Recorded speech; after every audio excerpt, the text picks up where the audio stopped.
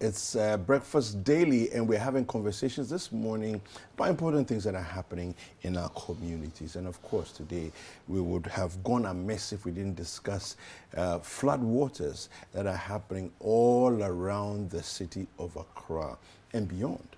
Okay, wherever it's raining, because recent times we've known that Kumasi's gotten flooded, Cape Coast has gotten flooded, other places outside Eastern region has gotten flooded, other places outside of Accra, and Kumasi are also getting flooded now. But clearly, it looks as though it's the habits and the behaviors that we've had, ever since people started, urbanizing other spaces. The same behavior that got Accra flooded, we're doing the same thing, and it's creating flooding in other spaces. All right. So we're asking you this morning, wherever you are, wherever you find yourself, kindly send us a video of what's going on where you are. All right. 0550-585832. Do send us a video. Let us know what's going on in your community. Kokwi, now I don't know what you make of. Well, I think I know what you make of, the current happenings in terms of our behavior and everything else. But I'm asking myself, what's so difficult about getting into gutters and desalting? We can't continue to behave as though every time it rains, it's an act of God. Because it's not. I mean, I get so frustrated when I have to come to work and do my job. Some people go to work and don't do their jobs. They just show up. No, because it's someone's job to desilt the gutters after every rain. Keep the gutters clear and clean. It's some people's job. The gutters are definitely one aspect. Illegal structures are another. It's the same that people. Have been The same people are responsible. Left to be constructed. I was actually quite shocked this morning when I was driving in, because it hadn't been raining for 10 minutes even. By the time I was approaching Adabraka, why is there I just couldn't believe that already the road was flooded on the Kwame Nkrumah Avenue. I thought, but it just started raining. Yeah. Why? It shouldn't be so. Then I said, well, I can only imagine what it's going to be like in town after 10 minutes. What happens, right? Flood waters are moving from different places towards the sea, right? So it could have started raining somewhere and it's an coming hour earlier, and the water has moved. So even though it seems as though it's just started raining where you are. Right. What could have happened is that it's raining elsewhere and the waters have moved very quickly towards where you find yourself. So it looks like within 5 minutes, the flood waters have come. But the waters are not just from where it's raining currently. It's traveling, and trying to go to the sea. Of course, what people have done is that they've built in waterways. So they've blocked where the water would naturally have passed. Now the water has to find another route to use and still continue its journey towards the sea. It's every time it rains, the same conversations we're having, the same issues arise, the same. And the other thing that the rain shows is the filth and dirt in this country and the amount of plastic that is probably choking our drains. Because as the flood waters were flowing, all I could see was empty plastic bags, plastic bottles, all just, Again, we don't want to take that tough decision to ban those one-time use plastics. We know the damage that it causes. We know the health implications of using it. But we've just decided, no, we're going to be ostriches and act like it's not a problem. Yeah. So that it compounds the issue. Yeah. Because you're talking about choked gutters, aside silt, plastics. When the conversation came up, I thought it was such a prime opportunity. For us to take a decision. And then the minister at that time comes out and says, we are banning certain grades of plastic. I'm like, you people are such chickens. What's wrong with you? It's a tough decision. Yes, take it. But just take it. Imagine if we had done it back then. Yes. By now, people would be used to it. We'll be used to it. It takes about 3 to 4 years. People will get used to not having plastics anymore. The bottling companies will have to figure out another way around it. The sachet companies will have to figure another way around it. Look. Yes, you've made investments. Yes, you want to do business. You have to get innovative. Think about other ways.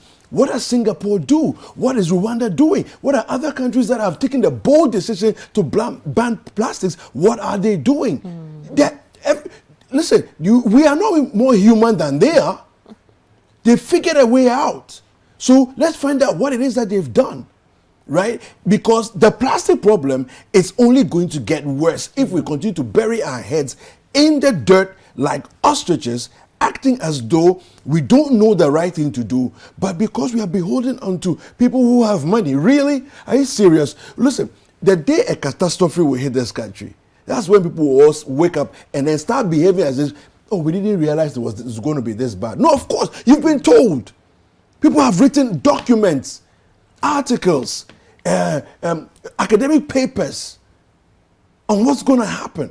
And yet we will read it and we'll say, oh, you hold on.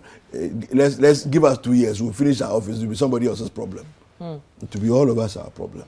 Well, we've asked some of you to send us images or videos of where you are and what it's looking like. Is it flooding? Is it raining where you are? Some have already started to send in some videos. And our own colleague, Duke Mensah Puku, who's our parliamentary correspondent, also has a fair share of experience with floodwaters this morning. So let's check in with him and see what things are looking like where he is. Good morning, Duke. Good morning, Puku. Hi. Where are you? Where are you right now? Okay, so I'm at Corner Junction, just right across Accra, just before the footbridge, that metallic footbridge, which connects those coming in walking on foot from the Zilaju area to the Accra Mall. Right. As it is now, it's not a very pleasant thing because all those of us in that area are flood zone. So behind, when you're coming from, let's say from the Martina stretch, when you cross the German Standards Authority after the golf house, where it's popularly called the specialty bus stop, just in front of the golf house, just right under the other metallic bridge. This stretch, 2 main metallic bridges. The first one, Asiasi. Yeah. Terribly flooded. A lot of people know that some sort of a flood zone when it rains. Yes. But this morning it's more than usual. Wow. And when I was coming in, I'm coupled with the fact that some cars are broken down. Some of the conductors and their drivers were pushing the cars through the flood, which is at let me say at some people at the time I passed by that place, it was just a little below the knee level for those who are pushing the car. So when you're driving, you just have to avoid that stretch, which sort of brings congestion on one part of the road because nobody wants to drive through the flood water. And then you're able to navigate your way through and come forward to the Accra Mall area, or what's popularly called the Spanner Junction area, and then you are stuck. So I got here about 7:05, and it starts to, and there's no movement. I'm so stuck at where I am. You've been there for over an hour. Yes, over an hour. Because apparently ahead of us at Shangri-La, from Shangri-La all the way to where the African Research Hotel is, I have seen videos from others who have shared with me that place is also flooded. Yeah, we're actually, Duke, we're watching footage that somebody sent from that Shangri-La area this morning, so we can see what you're talking about. You haven't got there yet, but yes, it does look like the place is badly flooded.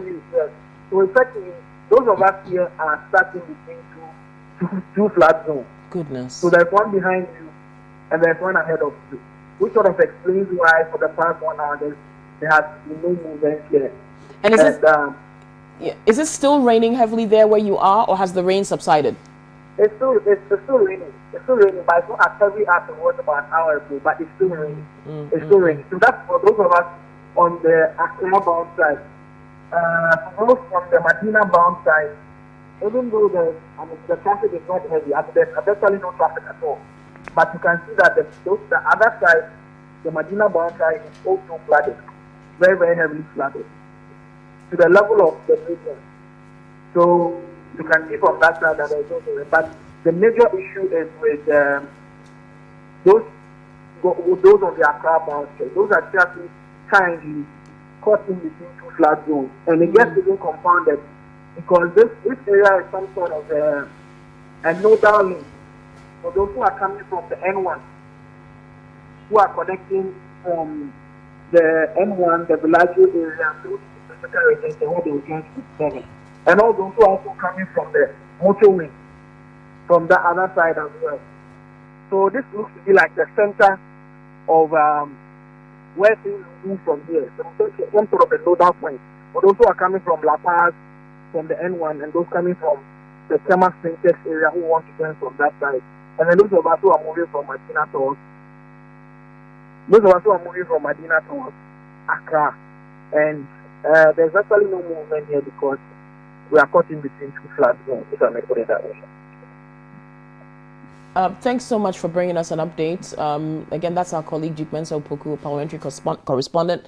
He is actually caught on the main, you can call it Liberation Road. So this is the portion around Shiashi, Oponglo. If you're going towards Medina, around Shiashi, if you're coming from Medina, heading towards Accra, the flooding is really, really bad. It's a flood-prone area. For those who know that route, when it rains, there's always some flooding there. But according to Duke, it's worse than usual. This is what he's saying. And for people who are in the vehicles around him, they are kind of caught between the two heavily flooded points. So it's a bit difficult for them to move. They've been stuck there for about an hour. It also begs the question, is there any kind of help on the ground? You know, the security services, are they up and about? Do they have vehicles that can maybe help people who are kind of stranded and stuck in those areas now? Well, let's see what happens. But being stuck there for an hour and over, that's not good. No, but Kukui, Charlie. unless you are in a place, I haven't seen anybody receiving help on our roads when the roads are flooded, right?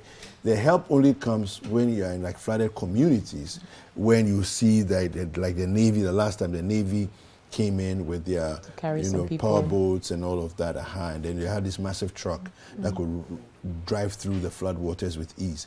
Well, apart from that, honestly, I mean, you're on your own, really. That's what it is, you know. Yeah. Okay. All right. So we've got another video here. This one apparently is the Gifford Road area. Again, lots of flooding. We can see there's a vehicle there, vehicles slowly and cautiously trying to make their way through the flood waters. Just taking their time to do that. Again, this is the Gifford Road area. And, you know,